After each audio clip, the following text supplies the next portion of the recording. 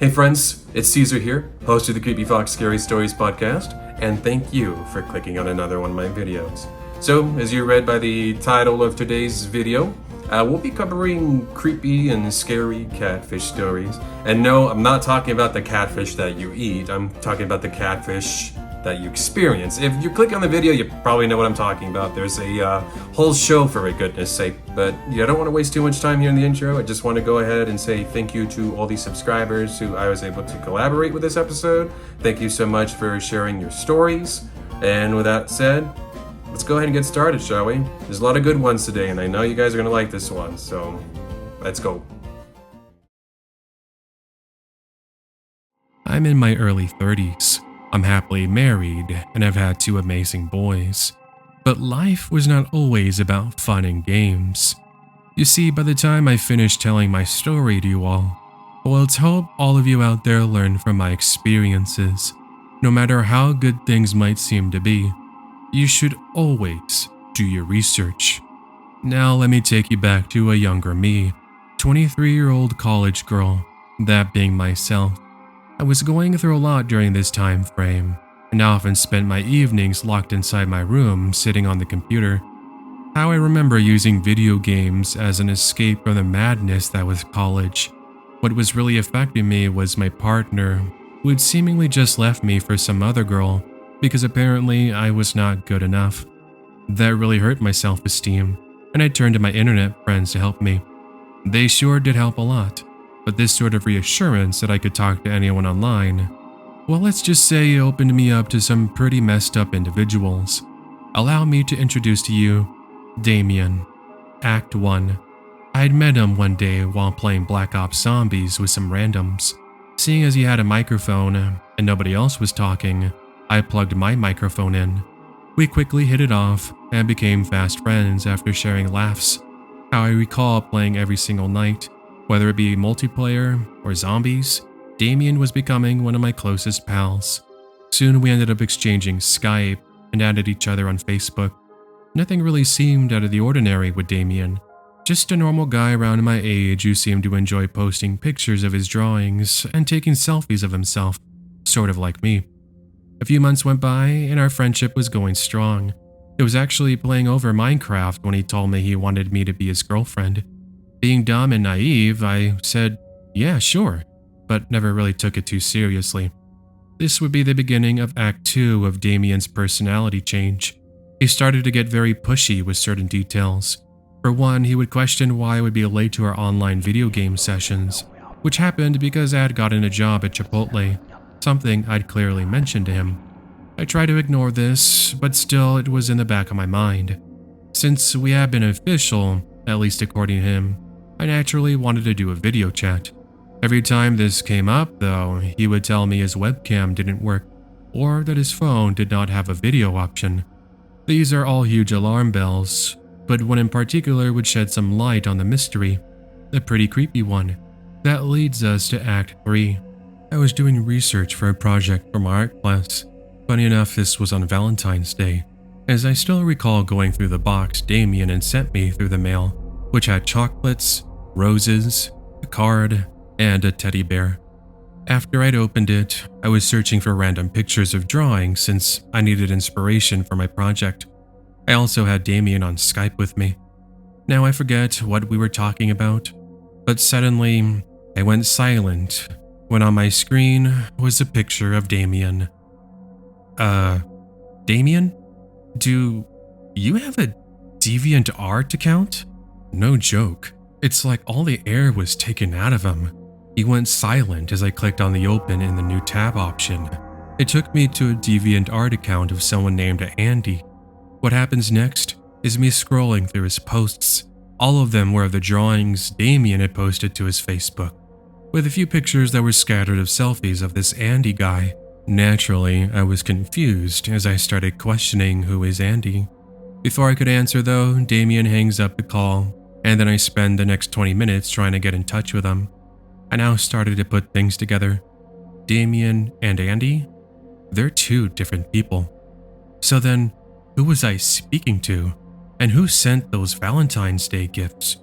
I get my answer when Damian calls me later that evening. He was weeping and crying and acting all apologetic. He said that he was too scared to show his face to me because of what I was going to think. I didn't care about that since I was happy with his kindness. Now that this happened though, there was no way things were going to be the same. Here's the deal. He turned it all on me and started to make me look like the bad guy, saying I would never give him a chance because I was so pretty. I was furious, and in the end he told me he was going to end it all if I didn't accept him. This guy really needed help, I'll tell you, and I advised him to talk to a counselor or a responsible adult as this was getting pretty scary. Fast forward a year later, Act 4 of our Damian friend. As hard as it was for me to move on, I was now a few months from graduating college. I recall I was at my job at Chipotle cleaning some of the tables, and that's when a heavyset 40-ish-year-old man walked over to me. "Julia? Is that really you? Wow, I didn't realize how beautiful you were in person." "I'm sorry, but do I know you?" The guy introduced himself as Damian, and you want to know the creepiest part about all of this? He went down on one knee and he proposed. Everyone inside the Chipotle just looked over at us, and I was super creeped out by him. My manager had noticed, and first thing she did was tell the guy he needed to leave. Thank God she could tell something was wrong. I start to make my way to the back room, but that's not before he grabs my arm and pulls me close. "I drove 10 hours just to see you. You're going to come back home with me. You understand?" One of my coworkers, Luke, who was a fellow classmate and just so happens to be on the wrestling team, jumped over the counter, and along with another customer were able to get this guy away from me.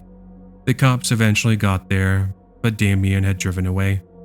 Now, luckily the customer had taken a picture of both him and his license plate. Officers find the guy staying at a nearby Motel 6. I later learned this part, but after questioning him, he finally admits he was stalking me for months and learned so many details by catfishing me too. He learned where I lived, where I worked, school, etc. It just so happened that day was the one he was going to show up to my work and propose to me.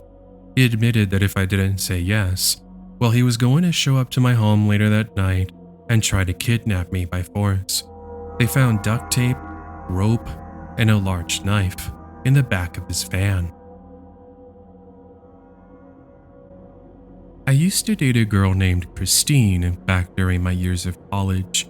It started in late 2010 and then it ended in 2013. I remember how deeply and madly in love I was with her. It was very early on in the relationship that we started actually talking about getting married and even having a family. Hell, 3 months in, she was already looking into wedding rings. Now, yeah, I know it sounds pretty ridiculous all things considered, but I sort of enjoyed her obsession. It really helped with my confidence, so to speak. Thing is, I'd gone through a pretty bad breakup in high school, which was why the time with Christine felt so much more special to me. However, even with all those nice things said, I started to notice a change in Christine. She would grow very jealous anytime I spoke with a girl. At first, I blamed it on her just being overprotective, but there was an instant that really drove a separation between us.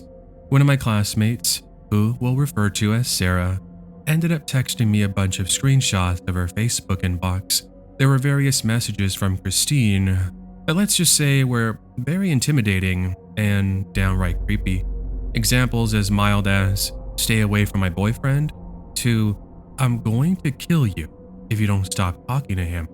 Of course, I ended up showing Christine these messages the following morning, and she claimed it was all a lie made up for my classmate to try and separate us. I didn't believe her, but after much pressuring, she gave in by crying and saying that she just didn't want me to leave her. This jealousy would continue for the following months, putting me on lockdown, so to speak.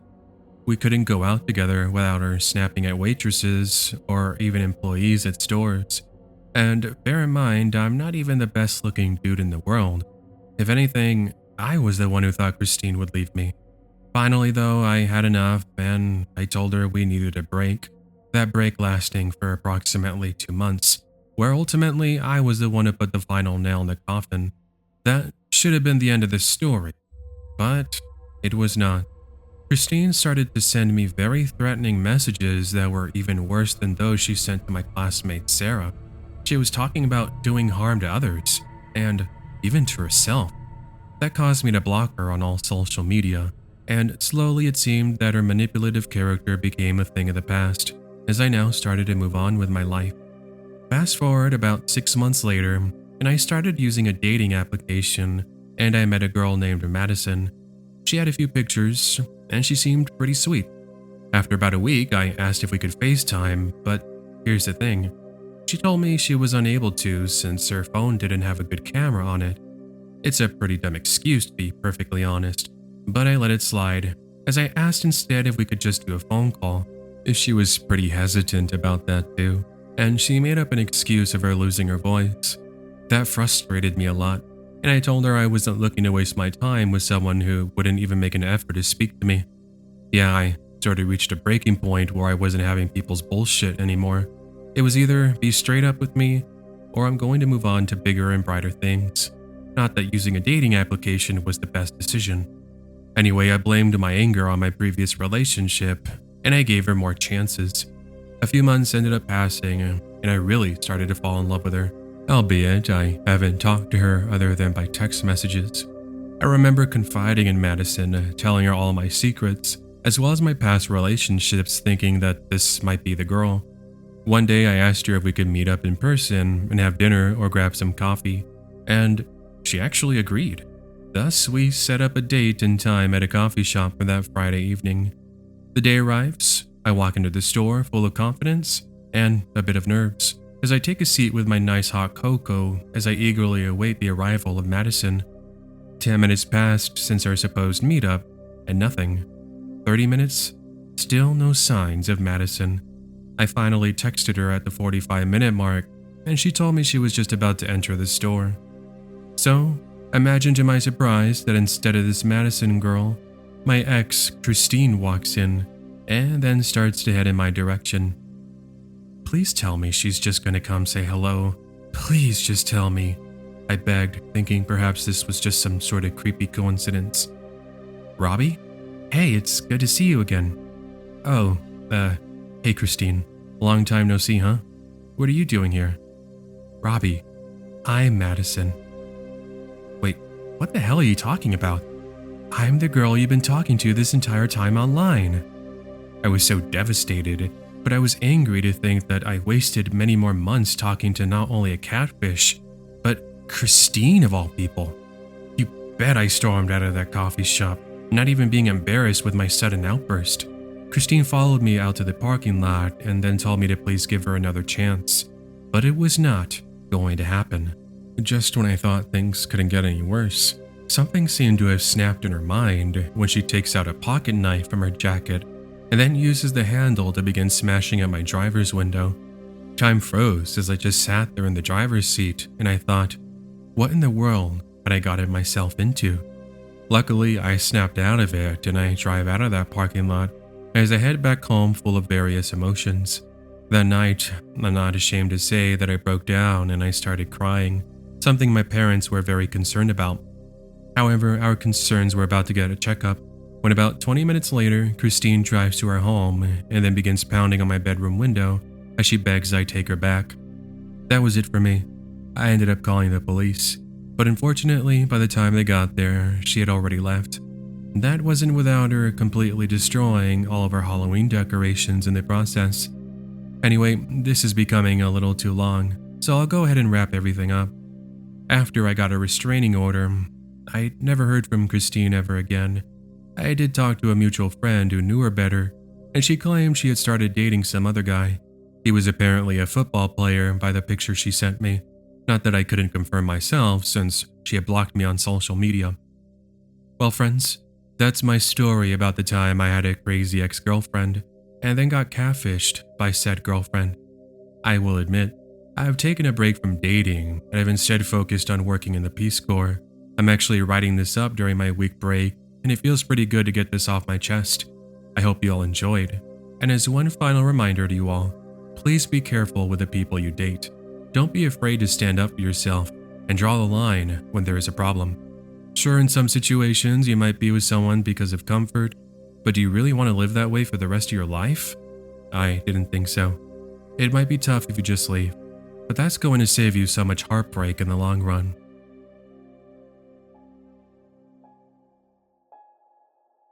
My senior year of high school, let's just say it was pretty whack if I'm being quite honest with all of you. I mean, sure, I was getting ready to graduate and head to college, but I'd also met someone over the internet who I'd become pretty close to. Taking place around 2009, the story is quite old, but it does go to show you that even before social media became very popular as it is today, there were still people like the person I'm going to describe to you all. Anyway, I'd first met Rachel, air quotations here, on YouTube after I started posting some AMVs, which stands for anime music videos. Her comments were the ones that stood out the most, because she would always ask about me. Most people were just in to see clips from their favorite TV shows and anime, and it was set to popular music that I used. Now, while most people used random pictures for their profile, I was actually one of the rare ones who used a picture of myself. Scratch that. Actually, Rachel was using a picture of herself too. At least from what she told me. She was pretty cute. Blonde hair, blue-eyed girl. She really looked like a model. Pretty much what I would expect a Rachel to look like. Anyway, if you were around YouTube in that time, I'm talking about that 2008 to 2009 time, there was a feature like chat. In it, you could talk to one another, but also create a playlist of videos that you could more or less watch together live. At any time, you were free to add videos to said playlist, and it was something I'd done with some of my subscriber friends. So yeah, Rachel and I started to talk more and more in these subscriber hangouts, and one day she asked if we could talk on AIM. I was starting to enjoy our conversations, so we moved it over there. Over time, though, some alarm bells started to ring in my head. I had no problem showing her pictures of what I looked like, since I had nothing to hide. She always complimented me on how cute I was, and how she would do anything to be with me. It really made my heart skip a beat. When she would send me pictures, that's when I noticed things. They looked different. Now, don't get me wrong, Rachel was gorgeous, but there were some discrepancies in it all. Each picture looked like it was a different person. I guess I could say slightly different, but they did share that same cute eyeliner that was in the profile picture for Rachel. I went ahead and just accepted this as truth, as I thought perhaps it was just the lighting in which the pictures were taken, and also the camera quality, as I blamed that too. At some point in our online relationship, I asked if we could talk over the phone, but she always had some sort of stupid excuse. I'm busy, my phone does not work, or my personal favorite, I don't have a cell phone. Pretty funny to think someone who claimed to be 19 years of age and was apparently a popular girl in school had no sort of phone. Finally though, I was able to convince her to call me. We set the date and time, and I'll be honest, I was so scared the whole day. Very, very scared. I think it was more because I was nervous about it, but I couldn't focus in class. Later that night, she texted me saying that she was ready. Hands shaking uncontrollably and heart beating like a drum, my sweaty thumbs type in the phone number she had messaged me on AIM. Hello. Julian, is that really you? Her voice was like nothing I'd ever expected. Now, I'm not trying to be an asshole and sound mean or anything, but here's the thing. It sounded like someone way older. Still, I was so love-struck by this Rachel that I accepted her voice as I had heard it. God, looking back on this, I was so stupid to not listen to my friends. Anyway, next day at school, they kept going on about how Rachel wasn't who she claimed to be and that someone was just messing with me and also catfishing me. I wanted to prove them all wrong. I wanted to meet Rachel in person, and I wanted to show her to my friends. There was only one problem though. Rachel lived far. Well, not too far, all things considered. I was living in Oregon, and she was living in Southern California. Fast forward to 2011, and I now have a Facebook. As for Rachel, I was starting to slowly move on from her. It got to the point where I was tired of the excuses she constantly gave me, and it got so bad we actually had a fight. I think she eventually got the hint, and her constant messaging came to an end. This would be the part where I wish I could say that was the end of this story, but unfortunately, this is not the end. Eventually, I ended up getting an actual girlfriend, so of course, naturally came the posts of us. I remember the first one I put, which was of both of us holding hands, looking at the sunset. The caption reading something more along the lines of, "Love of my life." All of my friends reacted with congratulations, and about time, I thought. But out of the blue, I ended up getting a message from Rachel. At this point, it had been well over a year since I'd last spoken to her. "So, this is what you've been up to? You've been cheating on me with this person the whole time? How dare you? I don't like people who lie to me." Let's get this straight, shall we? I may have liked, and I use that lightly and in air quotations. I might have liked her, but I never claimed that I loved her or that I wanted us to be anything but friends. Rachel then proceeded to send both me and my girlfriend very threatening and very serious messages. It got so bad we had to block her, and things once again went silent. Bear in mind, I had a new phone number at this point, so she was not able to contact me. However, one important detail to add was that during our talks, I had mentioned the school I was attending and about where I was more or less living at the time. Rachel, I could not believe it, actually was able to get my address and sent me a new message under a new profile. She told me that if I did not accept her back, she was going to come to my house and kill everyone she saw there, that being me and my family. This was followed by a video taken of her computer screen. It showed my address on a map, and next to the computer was a butcher's knife. At the end of the video, she actually revealed what she truly looked like, albeit she was only on camera for about 2 seconds. And let me tell you, no 19-year-old Rachel. I was correct in assuming she was an older woman. I want to say in her mid to late 40s. Anyway, I was so frightened by the messages that I told her I was going to call the cops.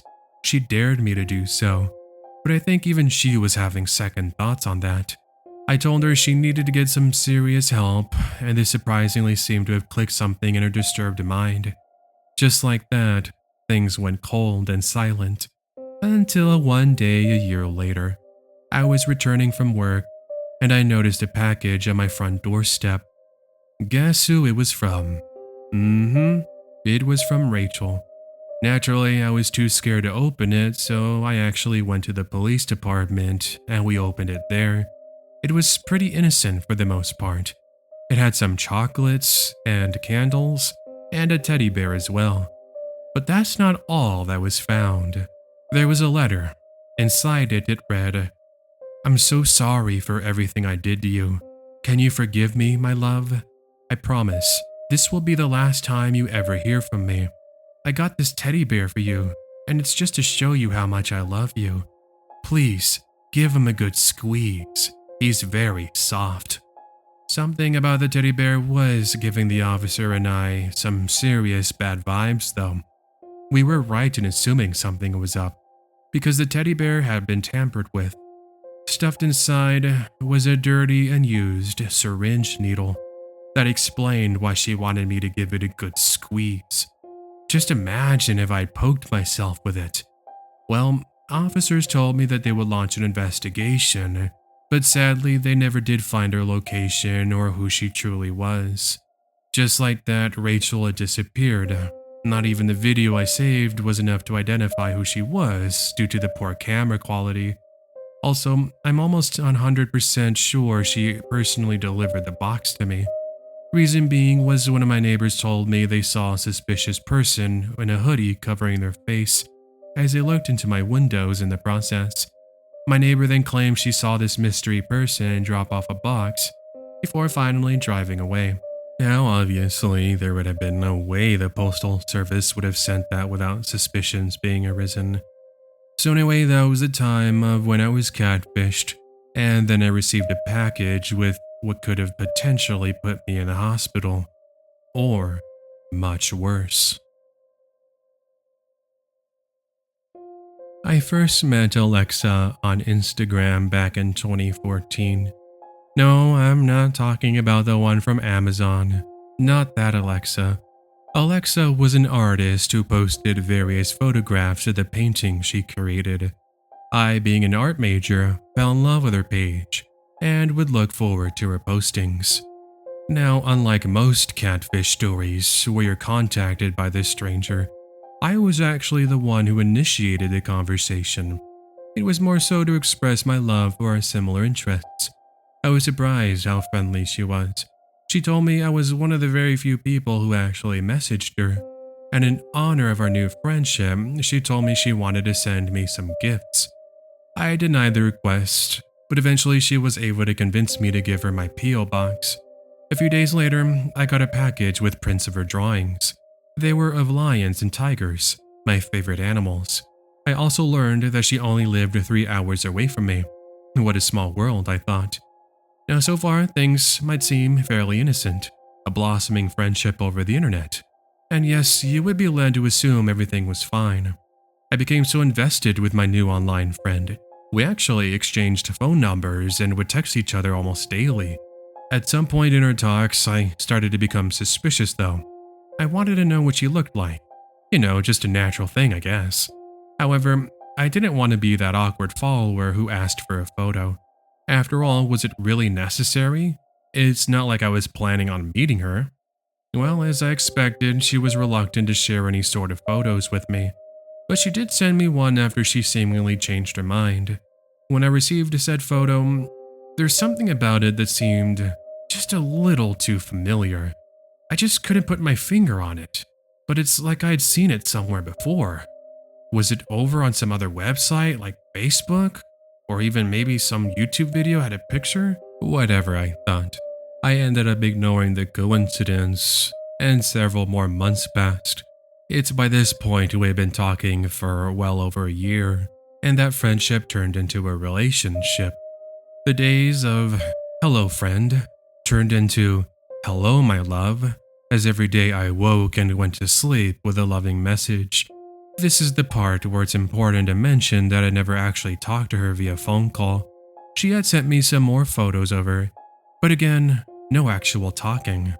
I think it had to do with me being more nervous than anything, and I'll admit I was an absolute train wreck back then. I was the nerdy kid who was always shy to talk to anyone. Hell, you couldn't get me to a presentation in front of my fellow classmates without me having an absolute panic attack. I think that's why my Alexa gave me some false confidence, and I was led to believe everything she told me, such as why she couldn't talk or even video call. Now looking back, I'm sure she was taking advantage of my confidence issues. But one day, there was a game changer. Alexa told me she wanted to meet in person so that we could actually go out on a date. Never having experience in this sort of thing, I automatically said, yeah, without even second guessing it. A time and day was set, and she was to arrive at my place on a Saturday when my parents were not home. Yeah, stupid self had actually given this stranger my address without even truly knowing her intentions and who she really was. Anyway, the day arrives and she texts me saying that she was a couple of hours away from getting to my house. I started to become a very nervous wreck. It got so bad I had to call my cousin Daniel. This was for the very first time I actually told someone about who I met online. Daniel didn't exactly have the kindest of words to say to me. You've been in a relationship with someone over the internet? And you haven't even talked via phone? Don't you find that just a bit suspicious? Look, cuz, if you're really set to meet her, have her wait for you at a McDonald's or a Starbucks or something. He was right, but I'd already given her my address, so it's not like I could hide from her or anything. I told him I would follow his advice though, but I actually did not follow it. Soon my heart skips a beat when my phone lights up with a notification. It was Alexa. Hey babe, I think I found your house. Just give me a couple of minutes so I can get ready. Sure thing, I nervously responded back. as I went to grab some of the roses I was saving in the kitchen, ready to meet her with a warm embrace. A minute passes, and I went over to the living room window so I could see if I could spot her. There in the driveway was a dark blue Subaru Outback with its windows completely tinted. Another few minutes passed, and there's still no signs of Alexa. Hey, that's you in that car, right? Stop keeping me waiting. Sorry, I'm really nervous. I'm coming out now. The door opens, and finally, I would be able to see Alexa. Wait a minute, who the hell is this?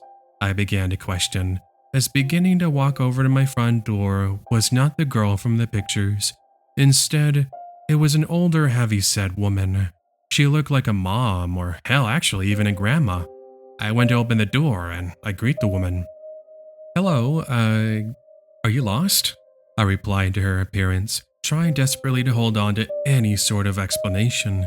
Maybe Alexa was in the car and this was her mother or her grandma coming to tell me she'd be out any minute. I'm Alexa. I'm the one you've been talking to all this time. I was devastated and I was heartbroken. All this time I thought I was talking to this college girl around my age, but instead, it was all a scam, a catfish. I started to shake with anger as she began to apologize, saying that the pictures, well, they were real. It's just from when she was younger. Now, I found this incredibly hard to believe.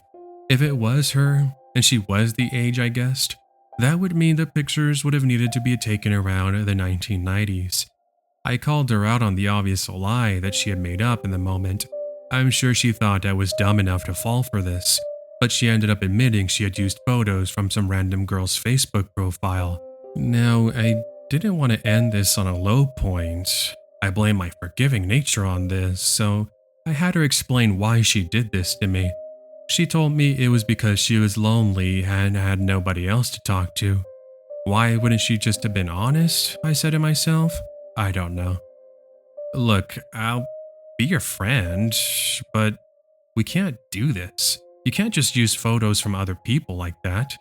She agreed and said, Okay, yeah, I learned my lesson. Could I possibly get a goodbye kiss on the cheek? Obviously, hell no. Well, I didn't actually tell her that, though I should have. I just said, not right now, and she left. Once I was back in my home, I started crying, and for the next few weeks I fell into a deep depression. My parents began to notice my behavior, but I was too damn ashamed to admit what happened. I eventually told them, and my cousin as well, and they were pretty upset with me, but they quickly switched to sympathy. Anyway, it was at this point I learned about reverse searching photos, so I took the one she sent me and did a search. I was able to locate the girl. I won't use her real name for privacy reasons, so I'll just call her Samantha. Yep, every last photo was of this Samantha girl. But that wasn't the only shocker about this. She too was an artist, and from the photos she posted, I could tell the so-called artist from Instagram I met was a damn scam. She had clearly stolen the photos and claimed ownership without giving credit at all. I messaged the woman and pretty much broke the news that her time was up. A few days later, her account was deleted, and I never heard from her ever again. Now, I understand, it's not super scary under the definition of scary, but just think about it for a second. Think about how someone can just take your photos and identity, and they could pretend to be you. Wouldn't you say that's scary? To make things worse, they take advantage of someone's kindness, and in my case, they show up to your home. Update. A year later, I moved out to go to graduate school. One night, my parents had been returning from the movie theater, and they saw someone walking around our home. It was a woman who claimed she wanted to see me. Telling her I no longer lived there, the woman ended up leaving shortly after. Later, when my parents told me the details, I asked them what she looked like, as well as what vehicle she drove. They explained her exactly like the woman who drove 3 hours just to come see me. But that was the final time my parents, or myself, ever saw her. Before I begin, just know that this takes place from the perspective of a female. Anyway, college was actually pretty tough. By definition, it was as expected though. Being a biology major meant that my full attention was focused on reading and studying.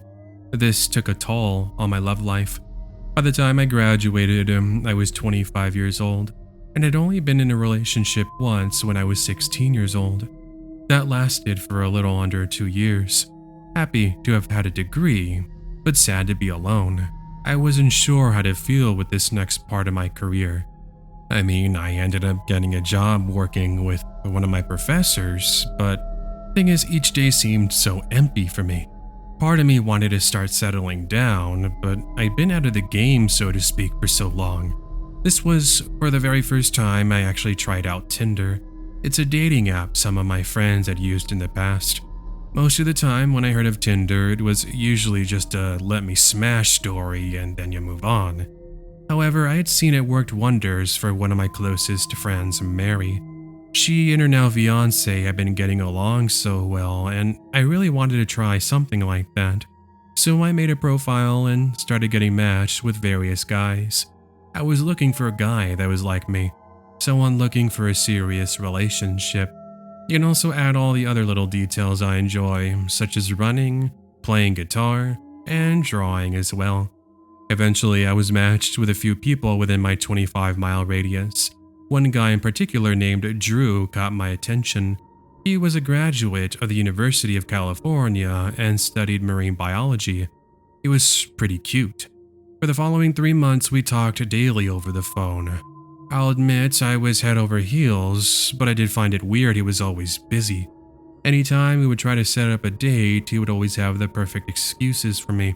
This should have been my wake-up call to stop wasting my precious time, but my mind did not listen. I was so in love, I couldn't believe it was even talking to me to begin with. Here I was, this awkward science girl, and here was what looked to be like a model. Well, after some pushing and convincing from my friend Mary, I was able to get him to agree to meet up at Starbucks. The sad part was the day arrived, and he never did show up.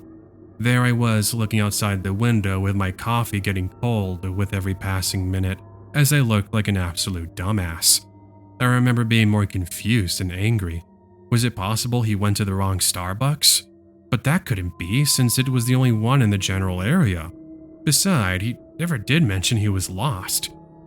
The following day, he messaged me and he said he had showed up to the Starbucks, but he was too afraid to walk over to me because of how beautiful I was. Not even. Anyway, I did not believe him until he described my outfit as well as the stickers on my laptop.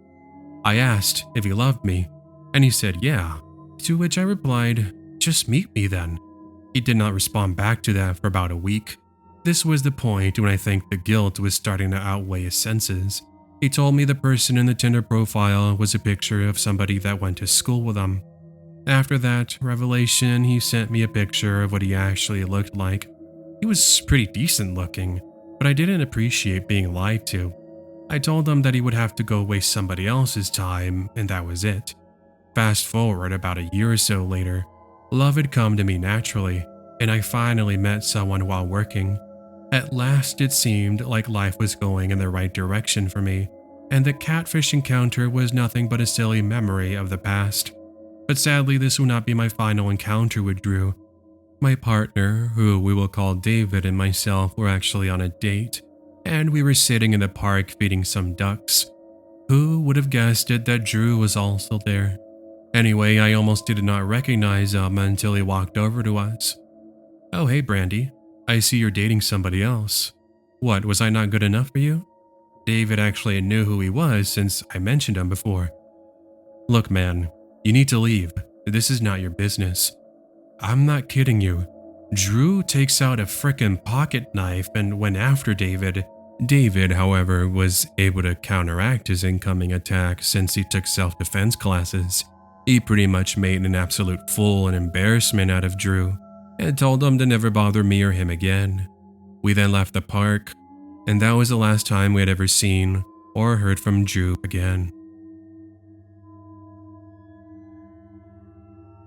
About 6 years ago, when I was 19 years old, I was introduced to Reddit, a place where similar minded people can share their thoughts and opinions on certain topics and themes. You could share pictures, memes, ideas, really whatever you want. I found my place in the music community and really clicked with my fellow rockers. Being an 80s rock fan, I was and still am into groups such as AC/DC and Guns N' Roses, you name it. I'll save you all the details, but eventually I started talking with this other person, who for convenience we're just going to name Randy. Randy, at least according to our initial conversation, was in a rock band himself with his high school friends, which I found to be pretty sweet. I eventually added him on Facebook and we started to talk. However, shortly after I added him on Facebook was when he started to get very pushy. It first began with him telling me that his previous girlfriend had left him and that he had fallen into sadness and depression. He hoped that our developing friendship over the internet wouldn't lead to heartbreak, as he claimed I was the one that saved him at that point. This was the part where I should have just blocked him and moved on, because he told me that if I ever broke his heart, he was going to end it all. I knew where he was coming from when he said that. I had been in a pretty bad relationship myself, and I was pretty close to going over the edge, mentally speaking of course. But I had a support system in my family and closest friends. I promised Randy I would never say or do anything that would hurt him. Eventually, however, I ended up getting into another relationship, and this only seemed to fuel Randy's insecurities. Note that I never made it even clear I wanted us to be boyfriend and girlfriend, not only because of the distance, but because I didn't want to date somebody over the internet. It sounds sort of mean looking back on it, but I had heard so many scary stories about that. Anyway, Randy started to send me a bunch of pretty messed up messages saying I was a liar and that I needed to be with him, not with this new boyfriend of mine. I tried my best to reassure him this didn't stop us from being friends, but he could not let it go. You and I were supposed to get married. Why did you have to break my heart like this? Again, never was there any mention of some sort of romantic relationship between us.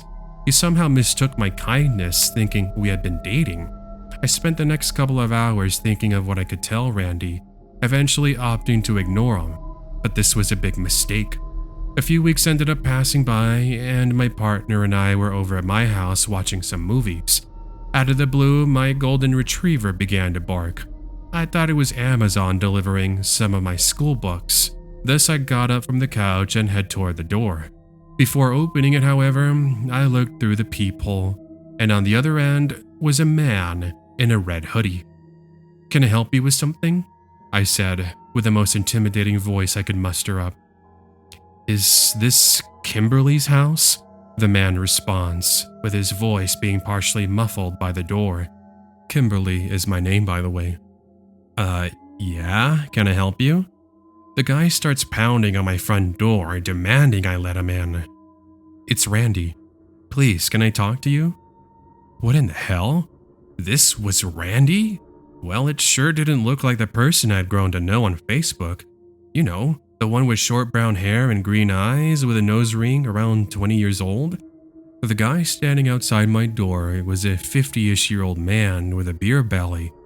He was very short as well. Anyway, my dog is barking like crazy, and this gets my partner's attention. "Look, dude, you need to leave. Police are already on the way. I'm saying this because we're giving you a chance to get out of here. Never come back, or I'll personally make sure of it. I'll make sure you never walk again." Randy did not budge for a couple of minutes until officers eventually did arrive. They questioned him, and to this day I don't understand how the hell officers just let him go, but they did. However, I did end up filing for a restraining order, and that seemed to have worked wonders. By the way, I never told him about where I lived. That's where I am led to believe he must have looked me up somehow and managed to find my address.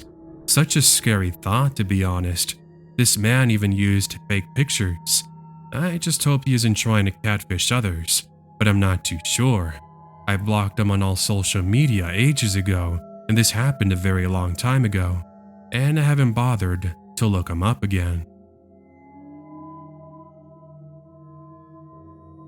Remember when people really used to be into Facebook and they would brag about how many friends they had? I remember the days in high school when people would be like that. They would say things like, "Oh yeah, I have over 1,000 friends on Facebook." Seriously, I bet they only talked to about 10 of them. Well, anyway, I just started using Facebook in the summer of 2010, and things started off normally. I'm male, by the way, and I had just turned 18. So I was mainly using it to play the games they had, as well as talking to some of my best friends from school. One day, I ended up getting a friend request from someone I didn't know. When I looked at the name, it showed Allison Smith. She was a year older than me, and she lived in the city next to mine. I didn't know her, but it did show they had two mutual friends. They were my friends, Zoe and Layla. I wasn't sure who this was exactly, so I ended up messaging Zoe and Layla about it. The conversation was like this. "Hey girls, do you know someone named Allison Smith? It shows you two are friends with her on Facebook." "Oh yeah, I just added her since she was playing an online game with me." Zoe added her too, but they don't really talk. "So do you talk to her?" "Sometimes, yeah, when we play, but other than that, not really." So I decided what's the worst that could possibly happen. I ended up accepting her request, just thinking there could be another number to my friend count. Almost immediately though, she ends up sending me a message. "Hey, thanks for adding me as a friend. I play online games with your friend Zoe. It's nice to meet you." "Nice to meet you too, Allison." We ended up talking for about 20 minutes, just introducing ourselves and getting to know one another. I remember her looking pretty normal from all the pictures she had. She was really cute, but something about the pictures did raise alarms. They were only pictures of her, and some of them looked badly cropped and of poor quality. When wanting to know what school she went to, she told me she went to one in the other town near me. But anyway, fast forward about 2 months, and we are talking almost every single day. I'll admit, I actually started to like her, especially with the pictures I'd seen. But eventually, I wanted to talk to her on Skype. However, every time I wanted to, she said her camera wasn't working. I gave her the benefit of the doubt, and I exchanged numbers with her. Though anytime I tried calling, she never answered. She would always give the excuse that she lost her voice, or that she was busy. Funny, because sometimes I would call her right after I had a full text conversation with her. One night, while talking, I ended up telling her I loved her, to which she responded with the same thing. I then wanted to know if she wanted to be my girlfriend, in which she responded with a yes. I was so happy. I had my first girlfriend, albeit over the internet. Things were going great for a while, and one day I told her I wanted to meet her in person. Of course, I told her we could meet at a coffee shop or something, so that way it doesn't make things uncomfortable. Funny enough, she actually offered to come over to my house so we can watch movies and order a pizza. This was when I made the worst decision of my life, giving her my address. And though back then, all I was thinking about was finally meeting Allison in person, regardless of the location. I can still remember how nervous I was the night she was to arrive. Luckily for me though, my parents had gone out for the weekend, and I had the house to myself. Fast forward to around 6 p.m, and I told Allison she can come over whenever she likes. She messages me saying that she would be at my house at around 8 p.m, and after almost 2 hours of waiting around nervously, I see a car pull up into my driveway. This was it. It was the moment I had been waiting for. Allison was finally here. As I peeked through the curtains, I was shocked at what I saw next. Instead of seeing this kind-hearted 19-year-old with short blonde hair and green eyes, an older, heavy-set man who looked to be like in his mid-40s walks out. I guess this person must have had the wrong house. I watched as they paced around my front lawn for a couple of minutes until I got an idea. I would message Allison, and if I saw this man responded, then I would know I got catfished. "Hey Allison, I stepped into the shower really quickly. If you get here, just wait for me on the front porch. Sorry about that." I now saw as he took his phone out of his pocket and started typing. He said, "Actually, do you think we can reschedule? Something came up last minute and I need to help my parents with something. I'm so sorry." He must have realized I was suspicious of something because he then gets in his car and drives off. You can imagine how devastated I was, but don't let that fool you. Things are about to get a whole lot creepier. Obviously devastated, I now spent the rest of the night telling myself how dumb I was for falling for something like this. Eventually, it's 3 in the morning and I'm starting to get tired. I figured right before I got to bed, I would grab a glass of milk. I head downstairs into the kitchen and I began to hear something. Not even 3 seconds into the kitchen, I could see the large kitchen window being opened. Sure enough, I can see the figure making their way in. It was a large figure, and as my eyes adjusted to the dark room, I could tell this person looked familiar. It was the same creep who had showed up hours earlier. I got so scared because I could see as he grabbed one of my kitchen knives in the sink and then started to make his way into my living room. He was crazy, and now he had broken into my home. Well, I book it heading upstairs to grab my dad's old-fashioned Winchester he keeps on display.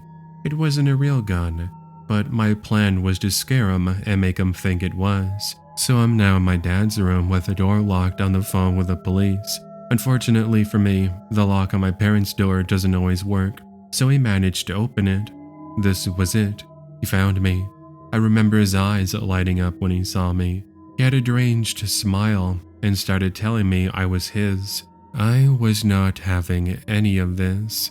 As soon as he saw the gun, he dropped the knife and booked it down the stairs. I chased him out until I saw him get in his car and leave. But sadly, since I live so far out of town, it took police 20 minutes to arrive. By that point, the so-called Allison Smith was already long gone. And just like that, I think I might have scared him to the point where he figured it was best not to message me ever again.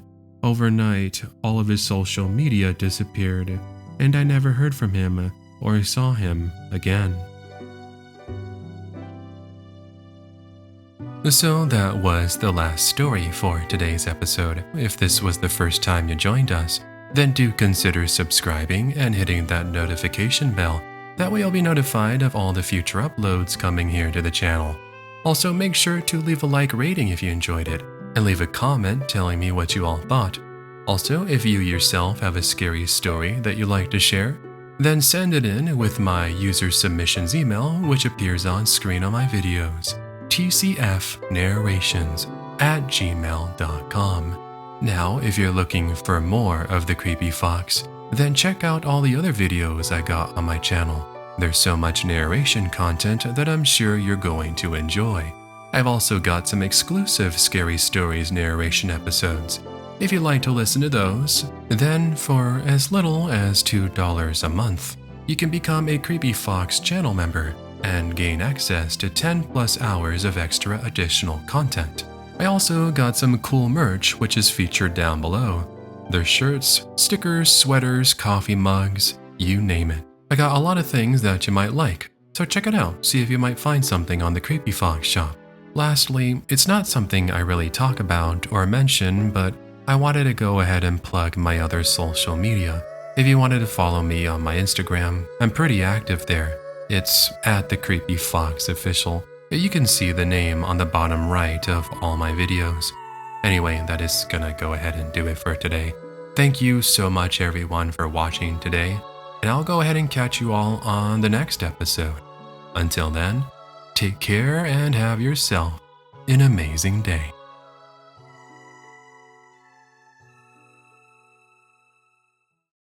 Hey everyone, it's Caesar here again, and thank you so much for watching today's video. As I mentioned earlier, if this is the first time you joined us and you enjoyed what you heard today, and you want to, make sure to hit that subscribe button and the button down below, That way you'll be notified of all the future episodes. A huge thank you to every single one of the subscribers who I was able to collaborate with today. It's basically, you guys are the ones that really helped me to get these videos. And you guys, I always like to give my thanks to you guys, and I want viewers that watch the videos to, leave down the comments down below, thank you to the subscribers who share their stories. If it wasn't for subscribers that listen to the channel and who I'm able to work with to feature these stories, none of these videos would be possible. Like, you guys, a lot of people don't realize that there's a huge, awesome community of people here that help make these videos possible. So again, thank you so much.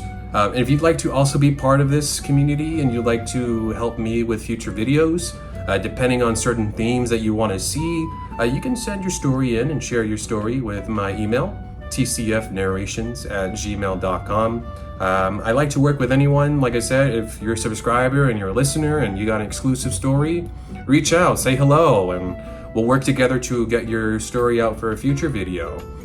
If you guys also have any other topics or ideas you want me to cover, again, it'll all depend on story submissions, but like always, please feel free to leave those down below. I'm reading all the comments, and I want to give you guys the best possible videos that you guys can get when it comes to these sorts of things that I give you guys, which are like the stories videos. If you guys also have ideas for different sorts of videos, also leave those down below.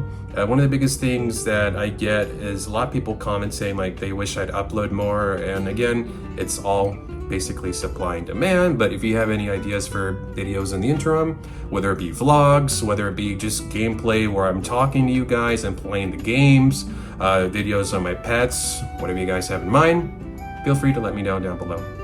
Anyway, that is gonna go ahead and do it for today. Thank you guys so much for watching today's video. I will catch you all on the next one, hopefully very soon. And until then, take care. Have yourself a great day.